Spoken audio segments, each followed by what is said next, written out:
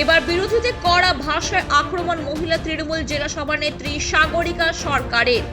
আজগরের প্রসঙ্গ টেনে বিজেপি ও বামেদের কড়া ভাষায় আক্রমণ সাগরিকা সরকারের। তিনি বলেন, ওরা ভুল বুঝিয়ে মেয়েদের পথে নামিয়েছে, মুখ্যমন্ত্রীর নামে কুৎসা রটাচ্ছে, ওদের বয়কট করুন।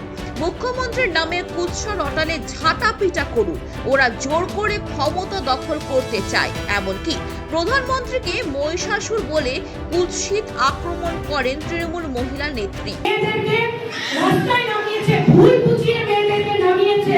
আমি আপনাদেরকে বলছি, সিপিএম বিজেপিকে আপনারা বয়কট করবেন। সিপিএম বিজেপির কেউ যদি কোনোভাবে আপনাদেরকে চক্রান্তে ধরার চেষ্টা করে, আপনারা কিন্তু সেই চক্রান্তে পা দিবেন। মমতা ব্যানার্জি আমাদের দিদির নামে যারা কুৎসা রটাবে, যারা অপপ্রচার করবে, আমার মহিলাদেরকে আমি বলবো, এরপরে কোমরে কাপড় বেঁধে ঝাঁটা হাতে নিয়ে কংগ্রেস সিপিএম বিজেপিকে আপনারা তুলনা করুন। ঠিক যেমন অসুররা সর্বরাজ্য দখল করার জন্য তাণ্ডব চালিয়েছিল, ঠিক একইভাবে বিজেপি পশ্চিমবাংলাকে দখল করার জন্য একই তাণ্ডব চালাচ্ছে। আমাদের কাছে অসুরকে, আমাদের কাছে অসুর নরেন্দ্র মোদী। এর পাল্টা আক্রমণ শুনিয়েছে বিরোধীরা। কাল তালাঠানা ওসি গেছে, এরপরে কালীঘাটের পিসি যাবে।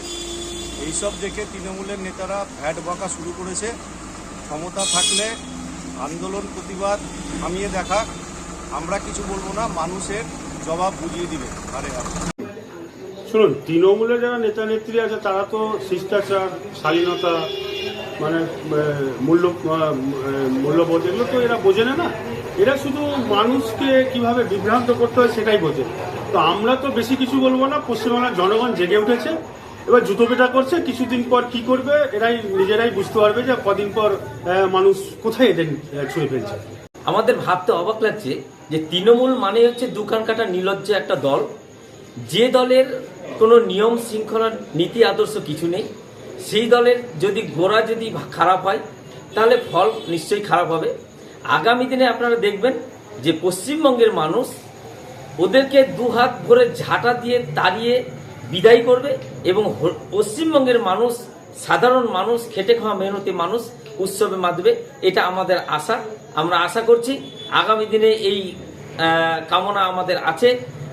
সাধারণ মানুষ যেভাবে মাঠে নেমেছে, রাস্তায় নেমেছে, আমরা আশাবাদী যে অল্প দিনের মধ্যে এই সরকারকে ঝাঁটাপেটা করে গদি থেকে নামাবো। হরিশ্চন্দ্রপুর 2 নম্বর ব্লকের সংগঠন সমিতি হলে মুখোমুখি মহিলারা এই সভায় বক্তব্য রাখেন তৃণমূল নেত্রী, যা নিয়ে শুরু হয়েছে রাজনৈতিক তরজা। কৃষ্ণদাসের রিপোর্ট, খবর বাংলা।